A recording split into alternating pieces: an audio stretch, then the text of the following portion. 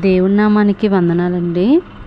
Good Friday కోసం మనం ఇప్పుడు యేసుక్రీస్తు ప్రభువు సిలువపై మాట్లాడిన 5వ మాట గురించి మనం డిస్కస్ చేద్దామండి. యోహాను సువార్త 19వ అధ్యాయము 28వ వచనము. అటు తర్వాత సమస్తమును అప్పటికి సమాప్తమైనదని యేసు ఎరిగి లేఖనము నెరవేరునట్లు నేను దప్పిగొనుచున్నానెను.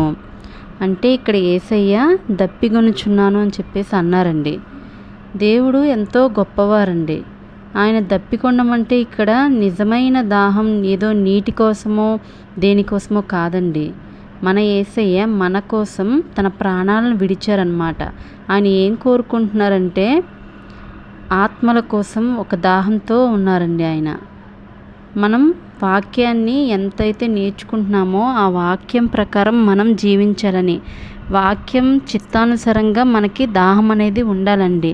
ఇంకా మనం వాక్యాన్ని నేర్చుకోవాలి, దేవుని మాటలు వినాలి, అలాగే విని ఆ మాటల్ని మన జీవితంలో నెరవేర్చుకోవాలి, ఇతరులకు ఆ వాక్యం చెప్పాలి, వారు కూడా మారు మనసు పొందాలి అని దేవుడు కోరుకుంటున్నారండి. అలా ఒకరికొకరు మారు మనసు పొందుతూ దేవుని నామాన్ని నిజంగా తెలుసుకోవాలని దేవుడు ఈ మాట పలికారనమాట.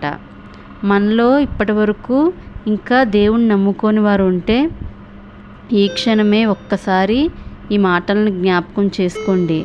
మన జీవితంలో మనకి దేని గురించి దాహం ఉంటుంది? డబ్బు గురించా, లేకపోతే వేరే వాటి గురించా? అయితే ఈరోజు యేసయ్య నీతో స్పష్టంగా మాట్లాడుతున్నారు. వాక్యాన్ని ఒక్కసారి జ్ఞాపకం చేసుకోండి, వాక్యానుసారంగా మీరు జీవించండి. ఆమేన్.